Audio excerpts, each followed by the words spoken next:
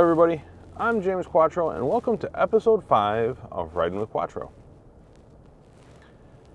I first off want to apologize. I'm a day late and $1 short this week.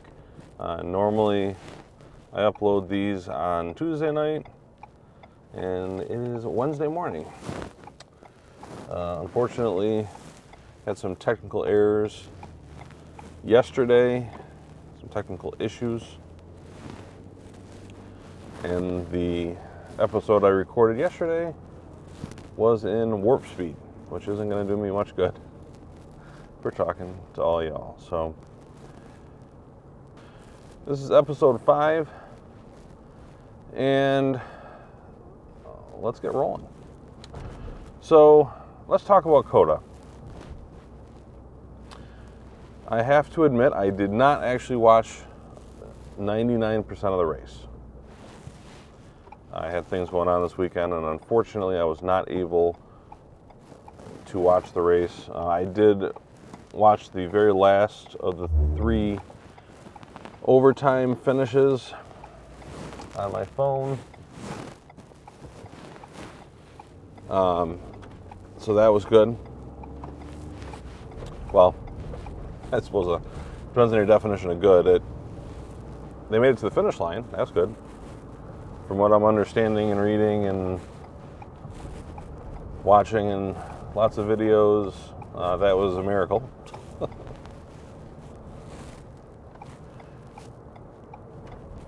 The one thing that caught my eye, I watch a lot of racing. I watch a lot of forms of racing. I've watched a lot of races. I've raced personally lots. Not so much on, that level necessarily, but NASCAR has to be the only discipline in the entire world that has an entire field that would go 5 wide into a hairpin. Now, I've watched lots of road racing where turn 1 at the beginning of the race is always a bit of chaos. But man, NASCAR takes that chaos to a whole new level with what I saw on the last restart there. 5 wide. And it wasn't like, a couple of people went 5 wide. I mean, like the entire field went 5 wide into the hairpin in turn 1. Now, from what I'm understanding, that is the way every single restart went the entire race. And I couldn't imagine it. I know that Jimmy Jenson crashed out on lap 1. I'm assuming in the same fashion.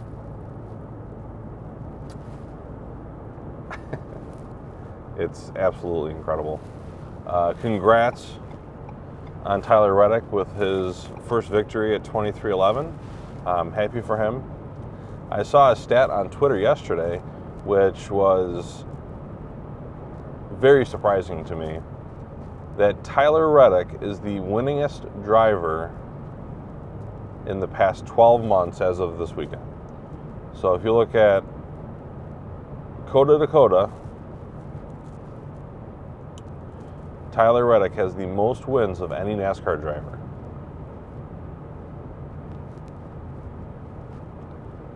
He has four wins over the last 12 months. Joey Logano is in second place with 3 wins. So that's interesting to know. Tyler Reddick is that good. Now, 3 out of those 4 wins were racing with Childress. Can he repeat that with 23:11? From what I'm seeing from him, I don't see why not. I don't think he's missing a beat switching over to 23:11. Yeah, I think that switch has worked out very well for him. So I guess only time will tell, but I don't see why he cannot duplicate that here going forward. He's definitely at the peak of his career currently. Or maybe not. Maybe he's got a lot more to go. He's not that old. He's very young. He's got lots of years left. Let's see what he can accomplish in that time frame. One thing that I did watch is all the post-race interviews with all the so-called road course ringers. So I watched Jenson Button, I watched Kimi Raikonnen, I watched Jordan Taylor, and they all had kind of the same theme, especially Jenson and Taylor, of just the amount of aggression and chaos that they experienced. And honestly, I can't think of another race, including COTA, where it was ever as bad as what I'm gathering from this past weekend. Jordan Taylor, the quote that I really enjoyed and have kind of latched onto is Jordan Taylor saying in his post-race interview that he had more contact in that one race than he has in his entire racing career combined. That just gives you an idea. And Jenson Button was talking a lot about how he'd be just riding along, minding his own business, and just get pile drive from the rear. And according to him, it's not like they were trying to pass him; they were just hitting him just to hit him. Whether they were doing that intentionally because of who he is, or whether that's just the way it was. From what I'm gathering from all three of the road course ringers, that seems to be the normal. And even beyond them, I mean, there's other drivers that were just absolutely complaining, I guess would be the term, about how the race went. I think it was Kimi Raikkonen that said, and I completely agree with him, I can't remember if it was Jenson Button or Kimi Raikkonen, it was one of those guys, said that drivers will be drivers. They're going to be as aggressive and take advantage of every inch that they possibly can. That's what drivers do. Until drivers get penalized, they will not stop.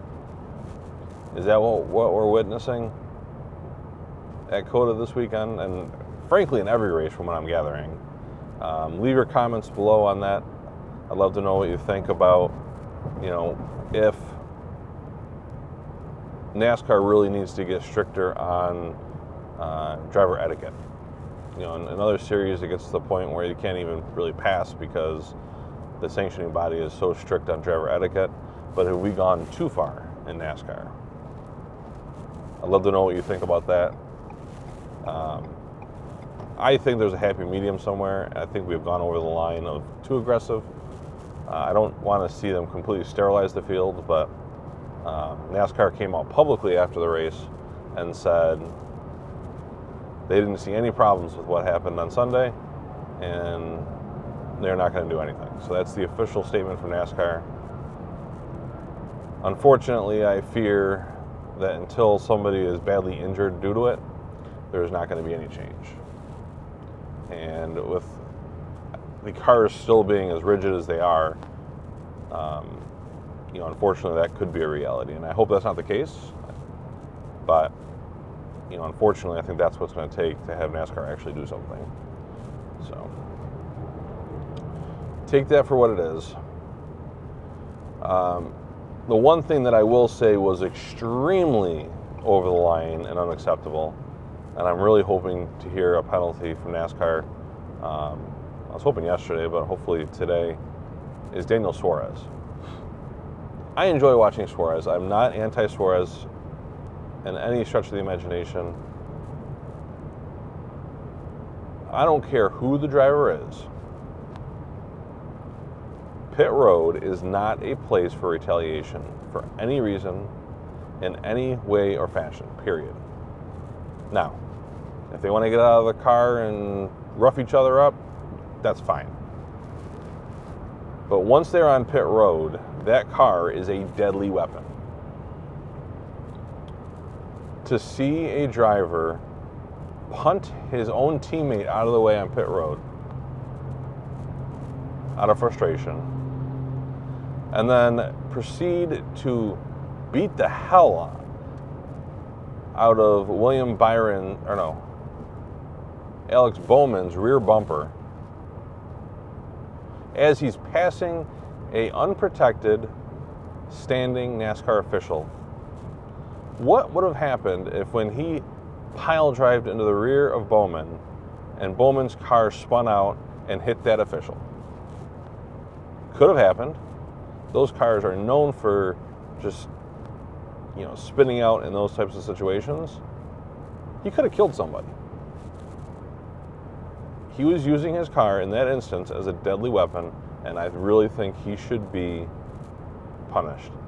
I did not appreciate it when I did not appreciate it when Ty Gibbs did the exact same thing or similar thing last year on pit road. That is, if you want to beat the hell out of each other on the track, by all means, have fun. But pit road should be a hard no, and NASCAR should come down hard and fast to make that well known to all the drivers that you do not use your car as a weapon on pit road, period. So last week I had put out a poll between Jenson Button and Kimi Raikkonen, who is going to finish better at COTA. I mean, the short answer is neither of them. Jenson Button had some moments of brilliance. Neither of them did all that great. They were both kind of happy with where they finished. But the winner of that is Jenson Button. He definitely finished higher than Kimi Raikkonen. I was really impressed to see at the while they're parading around for that last restart, Jordan Taylor was in like 10th, and from what I'm understanding, he was actually in the top 5 for a while as well. So I hope he gets another shot at NASCAR. I think he could be very competitive. If you look at his results outside of NASCAR, he's a very good road course racer, and he's still young, and who knows, maybe we could see him more in NASCAR as we go forward. So yesterday was supposed to be the appeals court for Hendrick for their big penalty. I'm curious to see what the results are. They should come out today, probably before I post this on YouTube. Watching YouTube videos this past week, Dale Earnhardt Jr. is pretty convinced that the penalty will be overturned.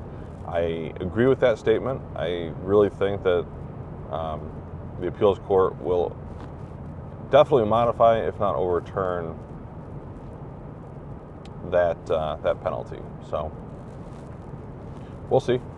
I really hope, for a lot of people's sake, and not just because I'm a Hendrick fan, but because I really think that NASCAR overreached and overstepped in this instance. This weekend is Richmond, so we're going back to a short track.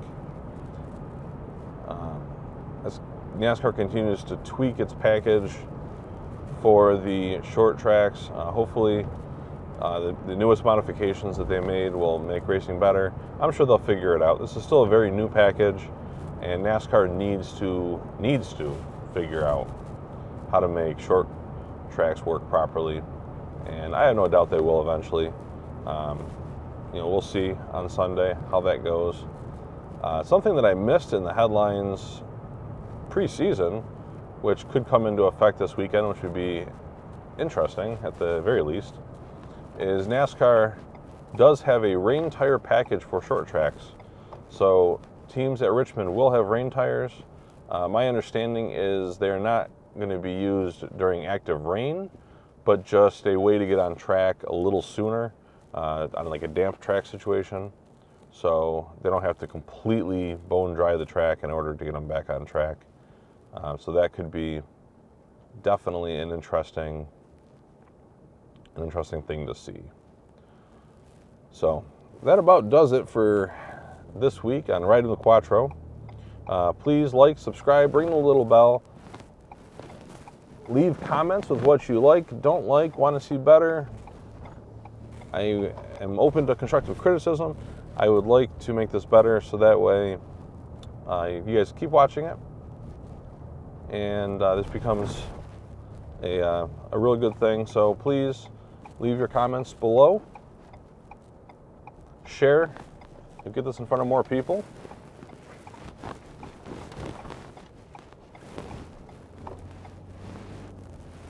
Till next time. See you later.